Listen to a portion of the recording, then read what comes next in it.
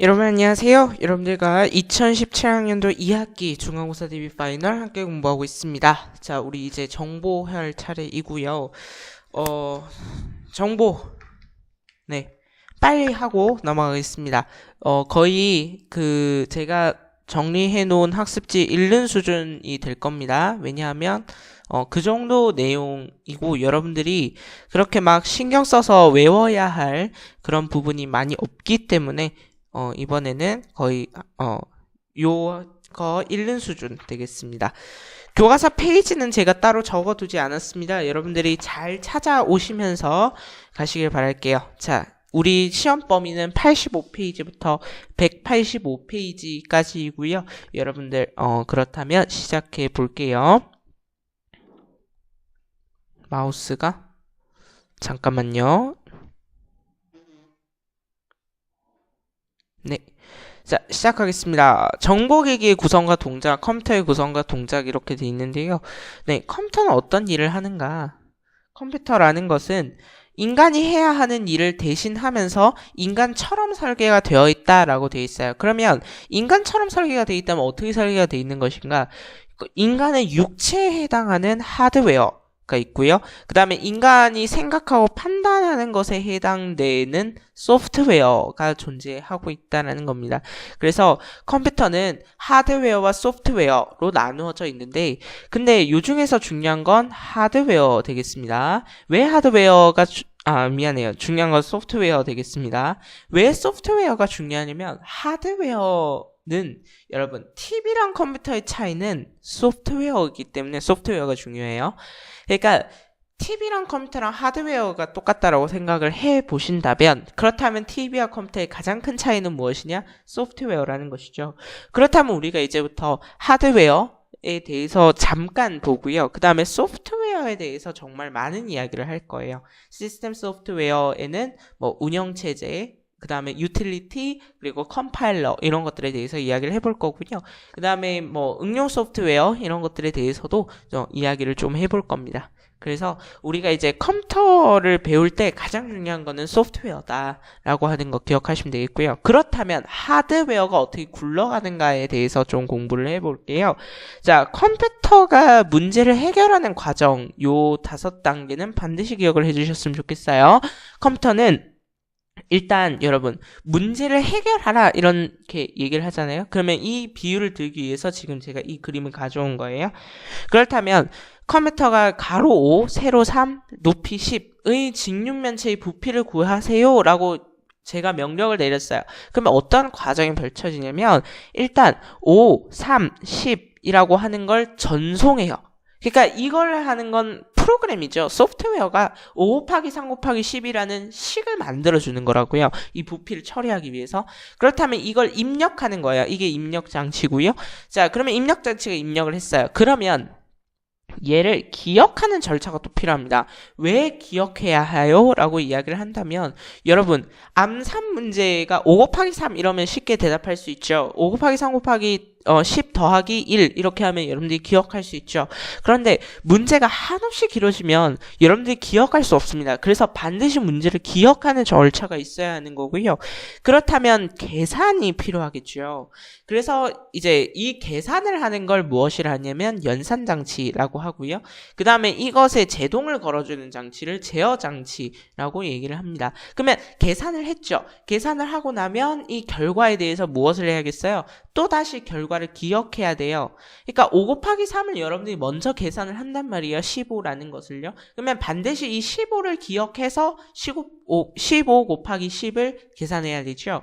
그래서 다시 계산 절차가 일어나고 또 기억하고 이런 거예요. 그래서 입력, 기억, 처리, 기억 이렇게 다시 왔어요. 그러면 그 기억한 값을 불러서 전송하면 어디로 전송이 된다고요? 출력 장치로 전송이 된다고요. 그래서 여러분 반드시 입력을 위해서는 입력 장치가 있어야 되고요. 기억을 위해 주기억 장치가 있고 그 다음에 주기억 장치의 메모리는요 정말 한시적이고 컴퓨터가 동작할 때만 일어납니다. 그렇기 때문에 주기억 장치보다 용량이 크면서 속력은 느린 대신에 다른 기억 장치를 쓰게 되는데요. 그게 여러분들 하드디스크 드라이브 또는 SDD, HDD HDD가 하드디스크 드라이브예요. 이런 것들이 보조기억 장치가 되는 것이죠. 사실 정확하게 얘기하면 SDD는 주기억 장치랑 보조기억 장치가 합한 건데 그런 걸 알 필요는 없잖아요. 맞죠? 그 다음에 계산을 하기 위해서는 연산 장치랑 제어 장치가 필요한데 이걸 처리 장치라고 하고요. 이 처리 장치에는 뭐가 있느냐? CPU 같은 것들이 있다는 거죠. 그리고 여러분들이 게임할 때 맨날 찾는 GPU 이런 것들도 해당을 하겠습니다. 그래픽에 관련된 거니까요. 그러면 이제 우리가 보게 될 것은 컴퓨터 하드웨어가 되겠는데 컴퓨터 하드웨어는 입력, 기억, 처리, 출력 요 장치들로 구성이 되어 있고요.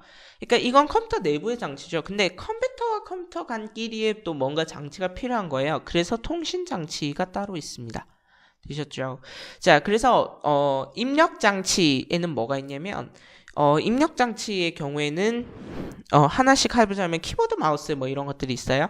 그 다음에 기억 장치로서 롬이 존재하는 거고요. 그 다음에 처리 장치로서 CPU 같은 것들이 존재하고 그 다음에 그래픽, 사운드, 랜카드 이런 것들은 역시나 이제 처리 장치라고 보시면 되겠어요. 근데 얘가 처리 장치니 이렇게 물어보지는 못해요. 근데 랜카드는 통신 장치에 해당합니다. 이건 또 알아주셔야 돼요. 랜카드는 중요해요. 랜카드는 통신 장치에 해당된다는 거. 그 다음에 CPU, 냉각, 팬. CPU는 정말 온도가 급격하게 뜨거워지거든요. 그러면 얘를 식히는 하나의 선풍기 같은 게 있어야 되는데 그걸 우리가 CPU, 냉각, 팬이라고 표현을 합니다. 그리고 여러분들 그 본체 내부에도 팬이 있어요. 본체도 뜨거워지기 때문에 반드시 식혀줘야 되고 팬이 있다는 거. 그 다음에 램. 얘는 왜 있다고요? 처리 장치를 위해서 있는 겁니다. 그렇다면 중요한 건 뭐냐면 이 그림을 보고 여러분들이 각각의 위치를 찾아낼 수 있는 게 중요한데요. 자, 이렇게 초록색으로 생긴 것들이 있다 맞죠? 자, 이런 것들은 우리가 이제 그래픽, 사운드, 랜카드 이런 걸 꽂아 넣는 장치다라고 생각을 하시면 되겠어요. 근데 여러분들 그림상에서는 초록색이 안 나온다 맞죠? 그럼 여러분들 아주 길게 생긴 슬롯이 있거든요. 얘 이름이 뭐냐면 램 꽂아 넣는 카드예요. 램, 처리 장치 꽂아 넣는 카드고요. 그 다음에 작은 거는 그래픽, 사운드, 랜카드 뭐 이런 거 꽂아 넣는 데라고 생각하시면 되겠어요. 그 다음에 이렇게 네모나게 생긴 걸 우리가 뭐라 부르냐면 CPU라고 불러요. 처리 장치 중에서 컴퓨터의 성능을 담당하는 정말 핵심적인 장치가 되겠죠. 그 다음에 롬이 있는데요. 램과 비슷하게 생긴 게 롬입니다. 근데 램과 롬의 차이는 이거예요. 램은 랜덤 어세스 메모리예요. 랜덤 어세스 메모리라는 건 읽고 쓰기가 전부 다 가능해요. 근데 롬은 읽어내는 것만 가능해요. 그러면 롬에는 뭐가 있냐면 바이오스라고 하는 시스템 소프트웨어 장치가 들어있는 그런 거고요. 뭐 지금 제가 얘기하고 있는 것들은 시험에 잘 안 등장합니다. 그래서 여러분들 위치만 찾을 수 있으면 돼요. 그 다음에 CPU, 냉각, 팬 뭐 이런 것들이 있다는 거죠. 그래서 여러분들이 반드시 구분하셔야 되는 거 긴 슬롯이 있다 램이고요. 작은 슬롯이 있다 그래픽, 사운드, 랜카드 이런 것들이 되겠다라는 거죠. 그래서 요 전체적인 요렇게 네모난 판을요 컴퓨터를 돌아가게 하는 핵심 보드라고 해서 메인보드라는 이름을 붙여줍니다. 그래서 여러분들 입력장치는 인간이 이해하는 명령을 컴퓨터가 이해할 수 있는 명령으로 바꾸는 장치. 그래서 키보드, 마우스 이런 것들이 있다는 거. 그 다음에 기억장치는 데이터를 저장한다, 기억한다 말 그대로 그거고요. 주기억장치가 있고 보조기억장치가 있어요. 주기억장치는 실행 중인 프로그램을 저장하고요. 속력이 빠르고 그리고 처리 속도가 빠르고요. 그 다음에 용량은 작습니다. 그게 뭐냐면 램, 읽고 쓰기가 모두 가능한 램, 그 다음에 읽기만 가능한 롬. 됐습니까? 롬은 왜 있다고요? 시스템 소프트웨어 바이오스라고 하는 장치를 위해서 있는 거예요. 보조기억 장치 대표적인 거 하드디스크 정도 기억하시면 되겠습니다. 처리 장치요. 처리 장치는 실제로 명령을 처리하고요. 연산 장치와 제어 장치로 나눌 수 있어요. 그래서 처리 장치의 대표적인 예가 CPU 중앙처리 장치라고 하는 거 기억해 주시면 되겠고요. 연산 장치라는 건 연산이에요. 논리 연산, 산술 연산 이런 용어는 알 필요 없고요. 제어기라고 하는 건 뭐냐면 데이터 흐름을 관리한다든가 프로그램을 해석한다든가 이런 게 제어 장치예요. 그냥 제어 장치를 여러분들이 볼 수 있는 가장 흔한 예가 뭐냐면 컨트롤 알트 딜리트 누르시면 작업 관리자 나오죠. 그것이 바로 제어 장치라고 볼 수 있겠어요. 그 다음에 여러분들 중요한 거 레지스터인데요. 레지스터는 뭐냐면 CPU가 처리 중 발생한 결과를 일시적으로 저장해요. CPU가 처리를 하다가 이런 결과를 임시적으로 저장할 수 있는 게 레지스터인데요. 여러분들 지금 뭐 컨트롤 R키 알트 R키였나? 하여튼 그거 미안해요. 윈도우 R키예요. 윈도우 R키 누르셔서 REGEDIT regedit 이렇게 연결하시면 레지스터 편집기가 나옵니다. 그걸 보시면 컴퓨터가 CPU 처리 결과 중 어떤 결과를 저장했는지에 대해서 나와 있어요. 근데 이 레지스터가 복잡하면 CPU의 공간을 차지하겠죠? 그래서 속력이 느려지는 겁니다. 그래서 레지스터도 반드시 정리해야 할 대상 중에 하나가 되겠어요. 그 다음에 여러분들 출력장치가 되겠는데, 출력장치라는 건 뭐냐면 말 그대로 출력해내는 장치예요. 인간이 볼 수 있는 걸로 저장하는 장치라고요. 그래서 뭐냐면 모니터나 프린터 이런 것들이 대표적인 예가 되겠죠. 그 다음에 통신장치요. 통신장치는 무엇을 위한 장치냐면 컴퓨터와 컴퓨터 간의 전송과 수신이에요. 근데 컴퓨터 간이라고 제한할 수는 없고요. 요즘에는 프린터 위하도 통신을 하고요. 요즘에는 사물 인터넷이라 해서 세탁기와도 통신이 가능한 이런 장치들이 통신 장치가 되겠죠. 그래서 랜 카드가 컴퓨터 안에서는 대표적으로 깔려 있고요. 그 다음에 여러분들 동글이라고 하는 건데, 동글이라고 하는 건 여러분들 블루투스 장치 있죠. 무선 마우스가 여러분들 선이 없어도 작동되는 마우스인데요. 그러면 선이 없으면 컴퓨터가 어떻게 수신을 하느냐? 바로 이 동글 때문인데요. USB 접속구에 연결되는 외장형 주변 장치라고 되어 있는데, 그냥 손톱처럼 생긴 USB 꽂으면 무선 마우스와 컴퓨터 간의 통신이 가능하다, 이렇게 생각하시면 되겠어요. 그러면 우리가 이제 하드웨어에 대해서는 이제 살펴본 거예요. 그러면 이제 소프트웨어에 대해서 생각해 볼 텐데요.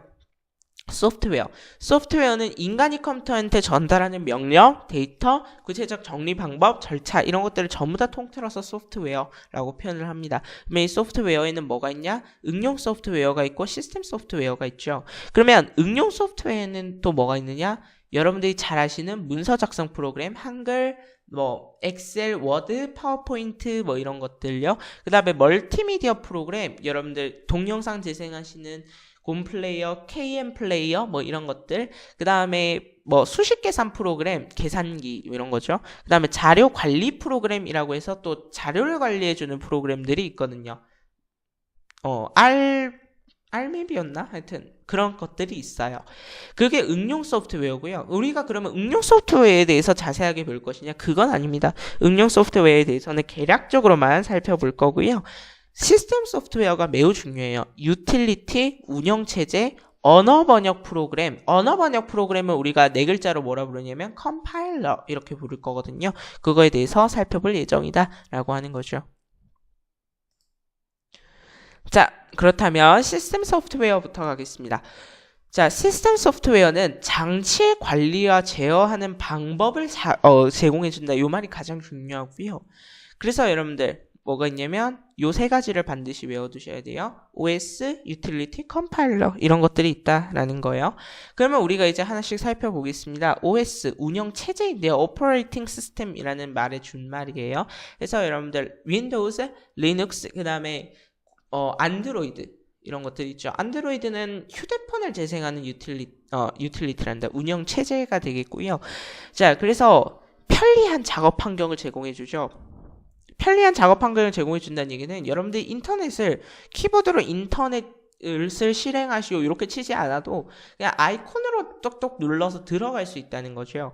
그 다음에 한정된 자원을 효율적으로 관리해 줄 수 있다는 거, 다양한 장치와의 연결을 도와준다라고 하는 거 반드시 기억하셔야 되고요. 그 다음에 유틸리티라는 거는 사용자가 직접 작업 환경을 설정한다든가 자원 관리를 도와주는 거죠. 요즘에 유틸리티는 대부분의 OS 안에 들어있고요.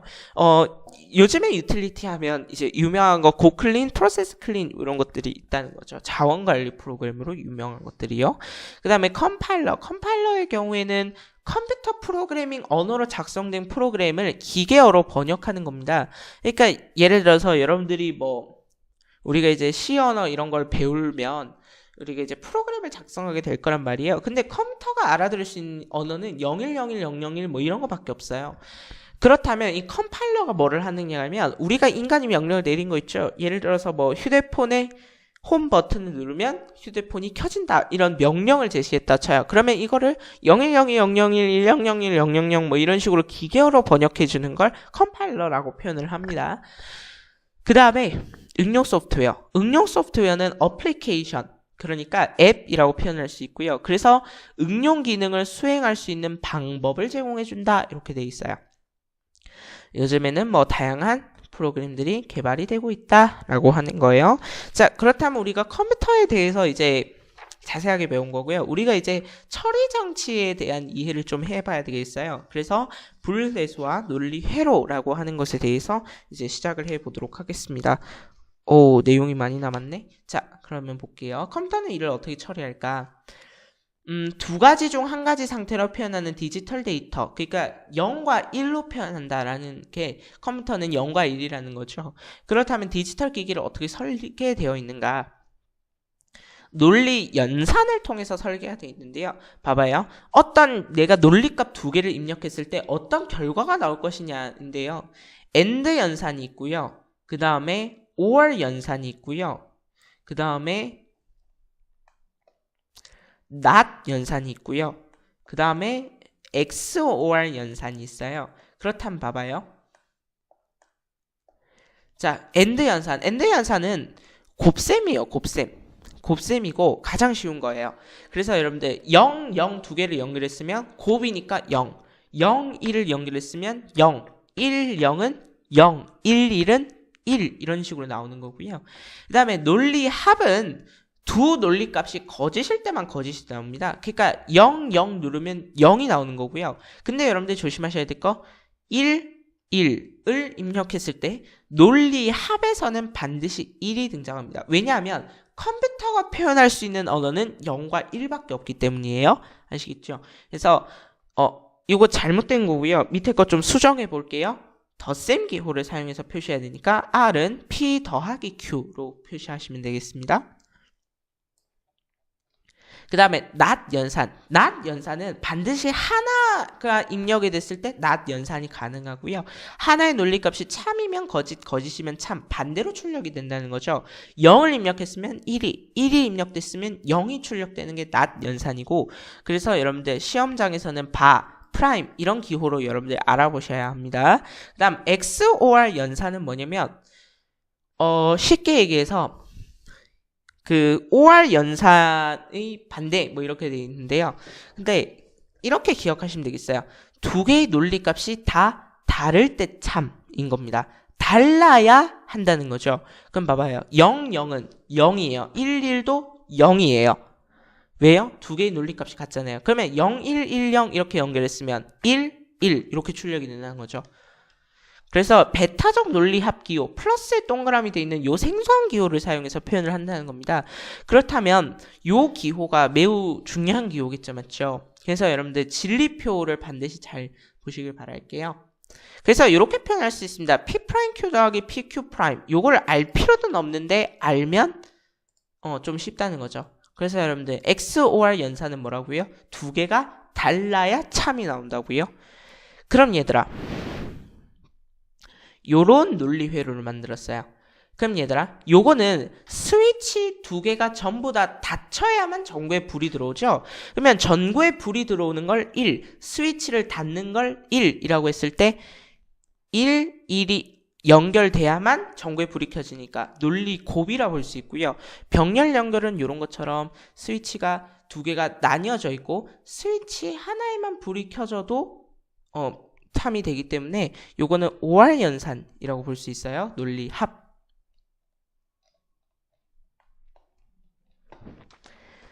그 다음 운영체제와 자원관리 되겠는데요. 컴퓨터의 성능과 운영체제 보겠습니다. 이제 우리가 좀 하드웨어에 대해서 살펴봤다면 소프트웨어에 대해서 좀 더 살펴볼 거예요. 그러면 운영체제라고 하는 건 어떻게 구성이 될 것인가 이런 건데요. 자원 이런 거 넘어가고요. 효율 이런 것도 넘어가고요. 여러분들이 한번 읽어보시면 되겠습니다. 운영체제의 구성과 역할 한번 볼게요. 운영체제, 컴퓨터의 성능을 향상시키는 방법인데요. 어떻게 하냐면 자원을 효율적으로 관리하는 방법을 제공해 주는 게 운영체제입니다. 그래서 여러분들 운영체제는 5가지 역할을 하는데요. 아이콘만 들어가도 연결된다? 작업 환경이 편리하다는 것이요. 그 다음에 CPU를 관리할 수 있다는 겁니다.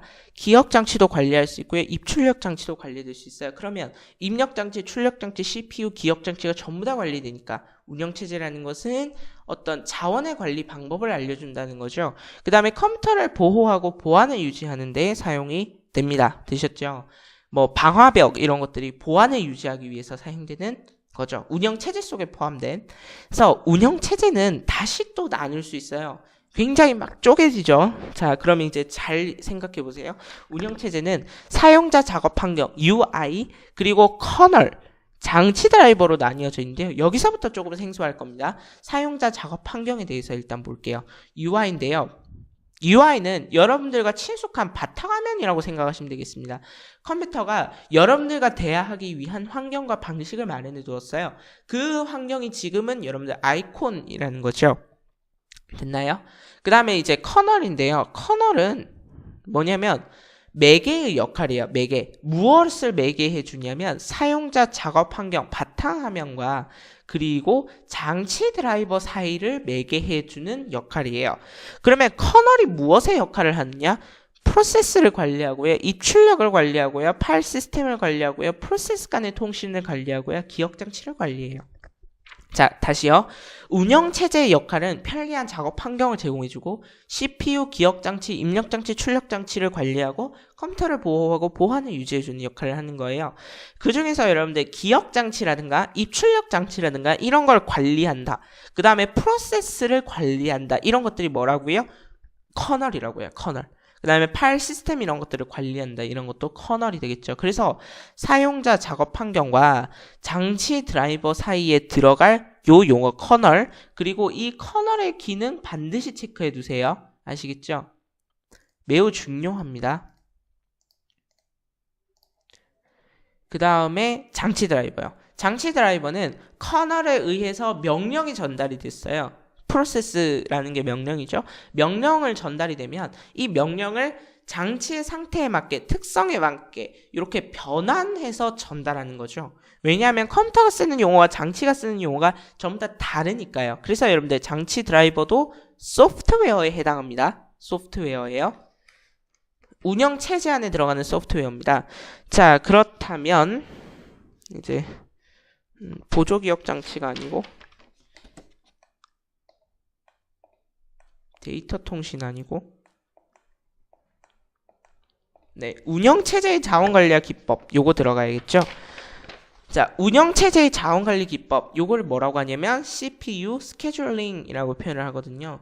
근데 이 CPU 스케줄링은 사실 요즘에 사용이 잘 되지 않습니다. 근데 좀 알아두자는 거죠. CPU의 효율을 높일 수 있는 방법이 뭐냐, 그게 P4 First in, First out 선입 선출의 방법이 있고, 그 다음에 RR 라운드 로빈 방식이 있어요. 자, 요거는 그냥 요것만 기억합시다. 먼저 요청한 작업이 먼저 처리된다. FIFO, First in, First out, 선입, 선출 이렇게 바꿀 수 있겠고요. 그다음 라운드 로빈은요, CPU 처리 시간을 줍니다. 일정 기간에. 그러니까 한 프로그램만 10분씩 쓰면 다른 걸로 돌려. 이게 CPU 처리 시간, 타임 슬라이스라고 하고요. 그러면 10분이 지나고 나면 다른 프로세스한테 CPU 사용권을 넘긴다는 거죠. 그래서 여러분들 이 스케줄링 표를 잘 기억하시면 되겠는데요. FIFO 방식에서는 예를 들어서 프로세스 1이 CPU를 24시간 동안 사용한다 하면 이 24시간이 끝난 뒤에 다음 프로세스가 구동이 될 수 있는 거예요. 근데 RR 방식에서는 타임 슬라이스를 정해주고요. 타임 슬라이스가 만약 10이라면 프로세스 1은 10시간 동안 프로세스를 사용한 뒤에는 프로세스 2한테 먼저 우선권을 넘겨줍니다. 그러고 나서 프로세스 4까지 다 완성이 되고 나면 그때 프로세스 1이 돌아가는 거예요. 그 다음에 여러분 주기억장치 관리 기법이 되겠는데요. 주기억장치 관리 기법은 일단 여러분들 이것만 기억하시면 되겠습니다. 막 어려운 거 하지 않고요. 기억장치 기법이요. 얘가 매우 중요해요. 가상기억장치 기법. 해당 프로그램을 작은 단위로 나눈 후에 당장 실행에 필요한 프로그램만 주기억 장치에 옮겨놓고 프로그램 실행이 종료되면 다음 프로그램과 바꾸고 이런 건데요. 프로그램 자체가 너무 크면 램에 다 담을 수가 없어요. 이걸 로딩이라고 하죠. 로딩을 할 수가 없거든요. 그래서 프로그램을 각각 작은 단위로 나눈 후에 실행에 필요한 프로그램만 주기억 장치에 옮겨놓고 종료되면 다른 프로그램과 바꾸고 이런 식으로 한다는 겁니다. 그래서 뭐 그림이 있긴 한데 그림에 대해서는 막 볼 수는 없고요. 주기억 장치보다 큰 프로그램도 쪼개는 방식으로 실행시킬 수 있다라는 거 기억하시면 되겠습니다. 그 다음에 164페이지 보시면 CMD 명령어라고 되어 있죠. 이 CMD 명령어를 여러분들이 좀 기억을 해주셨으면 좋겠어요. 호스트 네임은 주인장 이름 내라는 소리입니다. 현재 컴퓨터의 이름을 확인하기 위해서. 그러니까 여러분들 CMD라고 하는 건 뭐냐면 명령 프롬프트라고 하는 거거든요. 명령 프롬프트 여러분들 해보셨을 거예요. 안 해보셨을 수도 있고요. IP configuration 확인이라는 거죠. 지금 사용하는 컴퓨터는 어떤 IP를 쓰고 있는가 확인해달라는 얘기고요.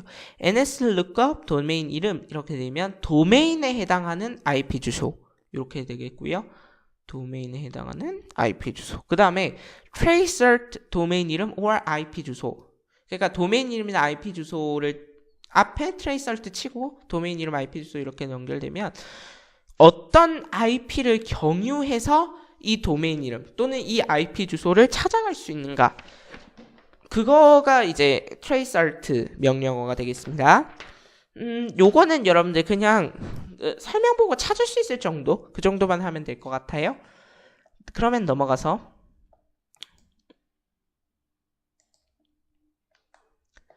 자, 보조기억장치 관리법에 해당하는 것들 배워보겠습니다. 보조기억장치에 해당하는 것들이 뭐가 있냐면 일단 여러분들 탐구활동 3번으로 넘어가서요.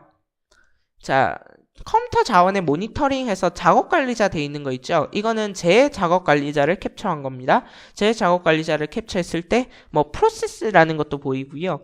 그 다음에 이미지 이름, 그 다음에 뭐 CPU, 메모리 이런 것들이 보이는데요. 요거에 대해서 좀 자세하게 살펴보자고요. 프로세스라고 하는 건 뭐냐면 방금 전에 대충 얘기했지만 명령이에요, 명령. 그러니까 주기억장치의 대기 중인 프로그램이요. CPU가 처리를 받아야 하는 거예요. 그러면 이미지 이름은 뭐냐면 프로세스의 이름이에요. 그게 이미지라고 표현을 하는 거고요. CPU는 여기서는 무엇을 의미하냐면 단위 시간 동안 처리된 비율을 의미하는 거예요. 그러니까 얘가 CPU를 얼마나 잡아먹니? 라는 의미이기도 하지만 얘가 단위 시간 동안 얼마나 일을 했니? 이런 거거든요. 지금 CPU의 13% 정도 일을 하고 있대요. 크롬이 왜 이렇게 많이 실행됐냐고요? 저도 몰라요. 크롬 하나만 켰었어요, 이때는. 그 다음에 메모리라고 하는 건 프로세스가 사용 중인 주기억 장치의 크기라고 되어 있어요. 그래서 얘가 램을 얼만큼 잡아먹느냐인데 제가 이거를 조절을 잘못해가지고 잘렸어요. 그래서 요 네 가지만 기억하시면 되겠고요. 그 다음에 뭐 읽기 자료 2번 이렇게도 되어 있는데 이거는 그냥 기억하시면 되겠습니다. 네, CUI라고 해서 옛날에는 문자 기반의 고급 언어, 그러니까 도스라고 하는 것 자체가 도스 컴퓨터라고 하는 시절이 있었는데요. 이때는 그냥 컴퓨터에 글자만 입력할 수 있었어요. 마우스 같은 게 없었다고요. 근데 마우스가 생겨난 이유가 뭐냐면 이미지나 아이콘 등을 통한 접근 방식이 가능해졌기 때문이에요. 그걸 바로 우리는 GUI라고 하고요. 그 다음에 요즘에는 인간의 감각기관이라든가 운동기관 이런 것들을 이용할 수도 있겠죠. 그것을 우리는 OUI라고 표현을 하기도 합니다. 그렇다면 우리 이제 통신으로 넘어가도록 할게요. 통신으로 넘어가서 네트워크와 인터넷 되어 있는 거 있죠. 그 부분 한번 펼쳐보겠습니다. 네트워크와 인터넷. 자, 데이터 통신과 네트워크 이렇게 되어 있는데요. 데이터 통신의 의미와 구성 요소는 이렇게 되어 있어요. 통신이란 거는 의미를 가진 부호를 주고받는다. 이 말에 이제 중요한 말이 들어있고요. 그 다음에 데이터 통신, 데이터를 주고받는 거죠. 그래서 컴퓨터 간이 일반적으로 데이터 통신을 하는 거고요. 데이터 통신을 하려면 반드시 보내는 사람이 있어야 되고 받는 사람이 있어야 되고요. 그 다음에 보내는 사람과 받는 사람 사이에 매체가 있어야 돼요. 그러면 봐봐요. 보내는 사람이 얘고 받는 사람이 뭐 얘라 칩시다. 얘랑 얘가 받아요. 그러면 얘랑 얘를 우리가 뭐라고 하냐면 단말 장치라고 하고요. 그걸 위해서 사용되는 매체, 예를 들어서 공유기라든가 그 다음에 뭐 게이트웨이라든가 이런 것들을 우리는 교환 장치라고 표현을 한다는 거죠. 그러니까 컴퓨터와 컴퓨터 간의 언어에 맞게 교환을 해준다는 겁니다. 그 다음에 그걸 위해서 사용되는 선을 전송회선이라고 표현을 하죠. 넘어가서 단말장치요. 단말장치는 송신자 또는 수신자 간의 데이터 통신을 위한 디지털 기기라는 거고요. 그래서 디지털 기기 자체를 우리는 단말장치라고 부릅니다. 그러면 교환장치는 무엇이냐? 교환을 위해서 이동 경로를 만들거나 또는 신호를 바꾼다든가 컴퓨터에 맞게 바꾼다든가 이런 걸 교환장치라고 해요. 그러니까 예를 들어서 공유기, 랜카드 이런 거요. 변환을 담당하는 건 주로 랜카드고요. 그 다음에 이동 경로를 설정해 주는 건 주로 공유기가 한다라고 생각하시면 되겠습니다. 회선은 데이터가 이동하는 통로입니다. 그냥 그 정도 기억하시면 되겠고요. 자, 그렇다면 우리가 이제 데이터 통신의 종류에 대해서 보게 될 텐데요. 데이터 통신의 종류는 유선 통신, 무선 통신으로 나눌 수 있어요. 선이 있고 선이 없고가 이제 데이터 통신의 방법을 결정한다는 것이요. 자, 그래서 유선 통신망에는 UTP 케이블이라고 해서 동축 케이블이라는 표현을 동축 케이블은 다른 거죠. UTP 케이블이라는 것이 있는데요. 그림 있고 그 다음에 케이블 선 있고 뭐 이런 거 있어요. 근거리 유선 통신에 사용하는데요. 잡음에 약해요. 잡음에 약하기 때문에 굉장히 이제 저렴해요. 저렴한데 그 이유는 뭐냐면 이중 보호를 안 해놓기 때문이에요. 그래서 일상생활에서 널리 UTP 케이블을 주로 쓰고요. 근거리 유선 통신을 위해서 UTP 케이블을 쓴다고 했어요. 그러니까 예를 들어서 여러분이 인터넷선 있죠? 그거 UTP 케이블 맞아요. 잡음에 되게 약하거든요. 그 다음에 동축 케이블. 동축 케이블은 외관을 금속으로 내부를 절연체로 구성을 한 거고요. 절연된 도체로 구성을 하는 거고요. 그래서 잡음이라든가 이런 것들이 부교적이 아니고 비교적 적고요. 그 다음에 TV 영상과 같이 주파수가 높아야 하고 잡음이 덜 발생해야 할 때 그때 우리가 동축 케이블을 쓴다는 거죠. 나머지는 그냥 읽어보시면 되고요. 광 케이블은 빛을 이용하는 거고요. 여러분들 물리 시간에 많이 배웠을 거니까요. 그다음 무선 통신망도 존재한다. 이 정도. 그다음 인터넷. 인터넷이라고 하는 것을 우리가 이제 좀 정보스럽게 정리를 해보자면 전 세계에 존재하는 모든 통신기기 간의 통신이 가능하도록 만든 통신망 서비스, 이걸 인터넷이라고 할 수 있어요. 그러면 우리가 이제 인터넷의 크기를 이런 식으로 구분을 하는데 Wide Area Network, WAN이라고 하는 거는 국가와 국가를 연결하기 위한 네트워크를 의미하고요. MAN이라고 하는 건 Metropolitan, 도시와 도시를 연결하기 위한 거죠.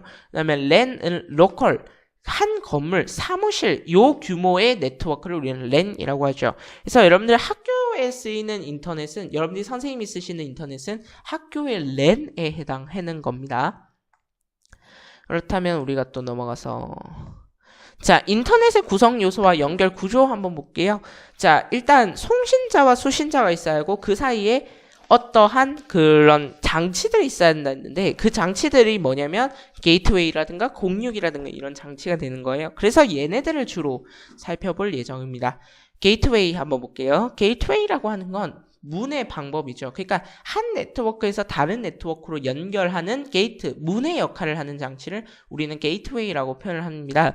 그래서 전송 방식이 다른 네트워크 간의 통신이 가능하도록 신호를 바꿔주는 역할을 한다는 거죠.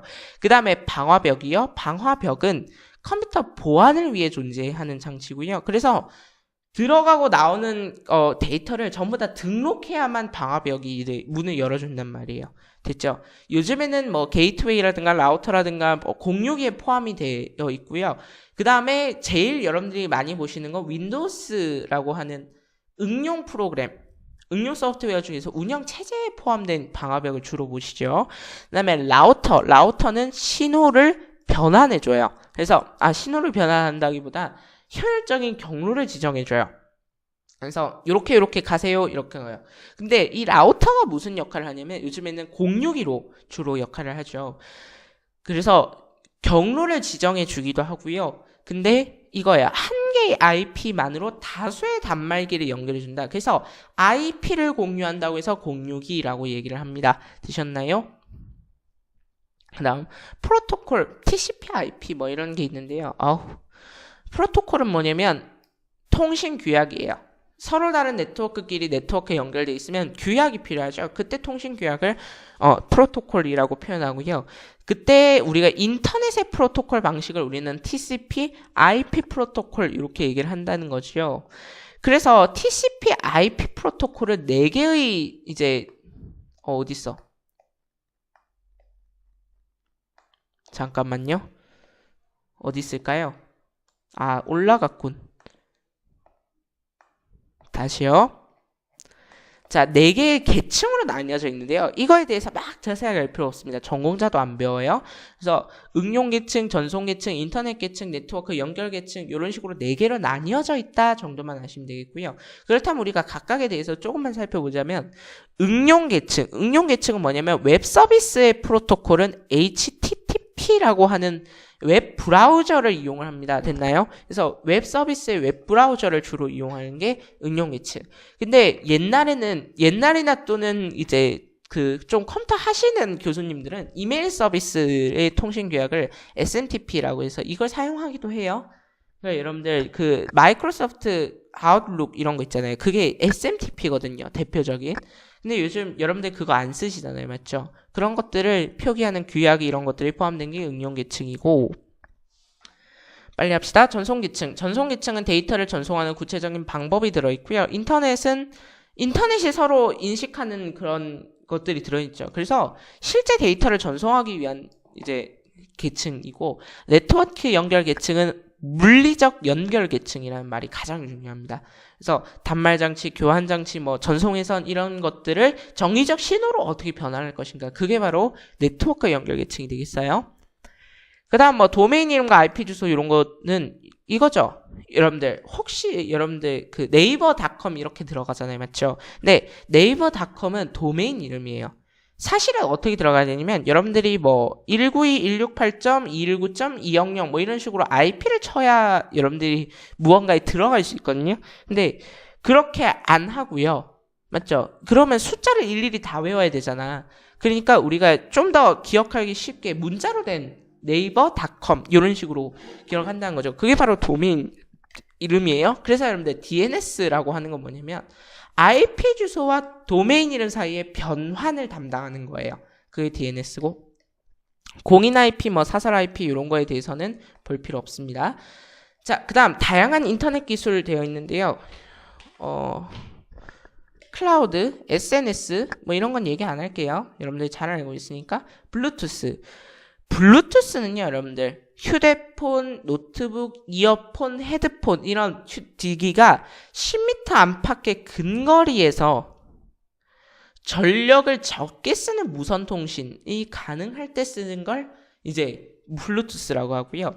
그 다음에 와이파이는 뭐냐면 근거리 무선 통신 기술인데 무엇을 기반으로 한다는 게 다르냐면 인터넷을 기반으로 한 통신 기술이 와이파이예요. 그러면 얘가 무선 통신이 아니라 유선 통신이 된다면 인터넷 기반의 유선 통신은 랜이었다는 거죠. 걔와 비슷하다는 겁니다. 됐나요? 그 다음에 여러분들 88페이지 보시면 자료 표현 및 저장단이 되어 있는데요. 바이트, 킬로바이트, 메가바이트, 기가바이트, 테라바이트, 페타바이트로 갈수록 자료 저장의 단위 배수가 1024배, 즉 2의 10제곱씩 커지는 겁니다. 그러니까 이게 무슨 말이냐면 1024바이트가 1kb고요. 1024kb가 1MB, 1024MB가 1GB 이런 식으로 간다고요. 그러면 이제 여러분들이 제일 어려워하는 거죠. 185페이지에 이진수, 8진수, 16진수 간의 변환 이렇게 되는데 여러분들 일단 이거부터 외우세요. 쓰는 숫자. 이진수는 0과 1을 사용해서 숫자를 표현하는 거고요. 8진수는 0, 1, 2, 3, 4, 5, 6, 7. 10진수는 0, 1, 2, 3, 4, 5, 6, 7, 8, 9. 16진수는 0, 1, 2, 3, 4, 5, 6, 7, 8, 9. A, B, C, D, E, F. 얘를 사용해서 표현하는데 그러면 이 문자는 뭐냐? A는 10진수의 10이고요. B는 10진수의 11이고요. C는 12, D는 13, E는 14, F는 15입니다. 되셨죠? 그럼 얘들아, 이제부터 PPT 살펴보면서 이제 좀 이야기를 해 볼게요. PPT 사용하면서 이야기를 해보려고 했는데, 이거는요, 여러분들,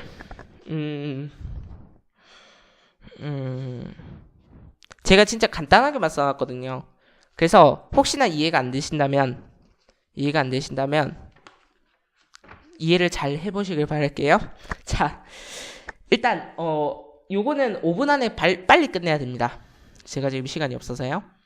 자, 일단 여러분들 제일 오른쪽에 위치한 자릿수는요 1의 자릿수라고 표현을 합니다. 여기에 숫자 1이 쓰여 있다면 이것은 1을 의미하는 겁니다. 아시겠나요? 그 다음에 이진수라고 하는 건 오른쪽에서 왼쪽으로 넘어오면, 숫자가 넘어오면 이거를 자릿수가 변한다고 표현하거든요. 그러면 자릿수가 변할 때마다 몇 배씩 변하냐면 2배씩 변하는 거예요. 이진수는. 그러면 1이었으니까 여기는 2, 여기는 4, 여기는 8, 여기는 16, 여기는 32 이런 식으로 나가는 거죠. 그러면 123이라고 하는 10진수를 이진수로 바꾸고자 합니다. 그렇다면 일단 여러분들이 뭘 하셔야 되냐면 자릿수를 결정해야 되는데요. 자릿수를 결정하는 방법은 간단해요. 여기는 32의 자리죠. 여기는 64의 자리예요. 그러면 64의 2배는 128이죠. 그러면 128은 123보다 크니까 2의 7승, 즉 128의 자리에는 숫자가 없는 거야. 그러면 얘는 2의 6승, 즉 64부터 뭔가를 시작하면 돼요. 그렇다면 봐봐요. 이진수는 자릿수보다 숫자가 크면 1을 쓰고요. 작다면 0을 써요. 즉 123은 64보다 큽니다. 나왔죠? 그러면 64의 자리에 1이 들어가요. 그러면 64를 빼요. 그러면 64는 표현해줬어요. 그러면 뭐가 남았냐면 59가 남았어요. 그러면 59는 32의 자리에서 입장에서 봤을 때 32보다 크죠. 그러면 1을 쓰고요. 그 다음에 31을 빼요. 그러면 27이 남죠? 그러면 27은 16의 자리에서 봤을 때는 크죠? 1을 써요. 그 다음 16을 빼면 11이 남잖아요. 11은 8의 자리의 입장에서는 커요. 맞나요? 그래서 1을 써줘요. 그 다음에 8을 빼고 나면 3이 남죠. 근데 3은 4의 자릿수 입장에서는 안 크죠. 0입니다. 그러면 0이니까 끝난 애가 아니고요. 또 가야 돼요. 완전히 없애줘야 돼. 3은 그렇다면 2의 자릿수의 입장에서는 크니까 1, 그 다음에 마지막으로 1이 남았을 때 1 이런 식으로 써준다고요. 그래서 123을 이진수로 변환하면 1111011 이진법 이렇게 표현하면 된다고요. 그러면 이번에는 123을 8진수로 변환해 볼게요. 8진수로 변환할 때는 일단 자릿수를 먼저 결정해 줍니다. 일단 맨 오른쪽에 있는 자리가 1의 자리, 그 다음에 넘어올수록 8배씩 커진다 했죠. 8의 자리, 64의 자리, 그 다음에 64에 8 곱하면 256이잖아. 256은 123보다 작으니까 안 되겠고, 그러면 64의 자리에 일단 1을 써요. 그러면 59가 남았지. 59가 남으면 8의 자리의 입장에서 59가 몇 번 들어가는지, 즉 몫을 써줍니다. 7이죠. 그 다음에 3이 남았으니까 3을 써주면 되는 거예요. 됐나요? 그래서 123은 1738의 자리 이렇게 되는 거죠. 그 다음 여러분들 2진수, 8진수, 16진수를 10진수로 바꾸세요. 이러면 제일 쉽거든요. 쉽게 얘기해서 자릿수 곱하기 숫자의 합인데 16진수의 1, 2a를 10진법으로 바꾸면 일단 여러분들 a라고 하는 값은 10진법의 10이거든요. 그러면 1의 자리에는 10개가 있고요. 그 다음에 16배가 됐죠. 16배 된 16의 자리에는 14개가 있죠. 그러면 2가 14니까요. 그래서 14 곱하기 16. 그리고 16의 제곱 256이잖아요. 256의 자리에 숫자가 1이 들어가 있죠. 그러면 256. 그래서 얘네를 다 더하시면 490. 10진법으로 490이 나온다는 거죠. 그 다음에 10101 2의 자리를 10진법으로 바꾸면 1, 그 다음에 2의 자리에는 0, 4의 자리에 1, 그 다음에 8의 자리에 0, 16의 자리에 1. 그래서 16, 4, 1 해서 21 이렇게 바꾸시면 되겠습니다. 되셨나요? 이 진법에 대해서는 더 자세하게 설명을 할 수는 있지만 안 했습니다. 여러분들이 스스로 좀 이해를 해주셨으면 좋겠고요. 여기까지 해서 이제 정보 시험 범위는 마치도록 하겠습니다. 수고하셨습니다.